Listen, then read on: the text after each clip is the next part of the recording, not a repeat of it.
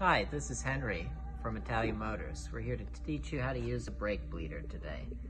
You need a couple tools for this job. You need a 10mm wrench, 5mm Allen wrench, a little bit of brake fluid. This is .4 that we use.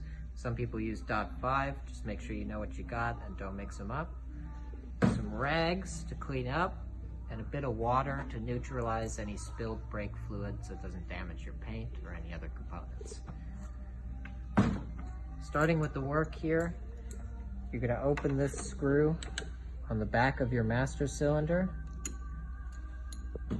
You're going to disconnect the other set of brakes so that you aren't bleeding right now. We're going to do the front so the rear is coming off.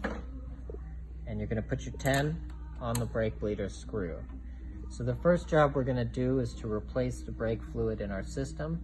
For that, we're going to install our brake bleeder, fill it with fluid, open up the valve so it can flow through, and then we're going to simply open one of our bleeder screws and let that run through until we don't see any more bubbles. The fluid looks nice and clear, and then we're ready to move on to the next one. After we close this, just open up another one, make sure we get the air out of there too. You're going to move across the go-kart and do the other caliper, but we're not going to do that one here today. The next step that you're going to do is to make sure you get good pressure and get all the air out of the system. So basically what you're going to do, fill the master cylinder by leaving this open.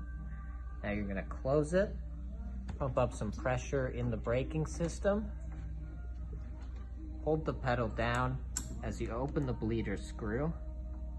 Keep the pedal down until you have no more fluid coming out. Once you've got no bubbles, you're done with the job. You can close this nice and firmly, release the pedal, put this open. Once you've done all 4 screws, you have nice firm pressure in the pedal, no more bubbles coming out of here, and the fluid is clear.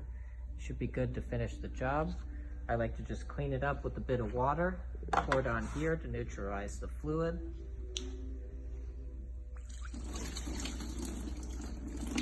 Then I make sure it's nice and dry so that I don't get any rust on the rotor. And that's the end of the job.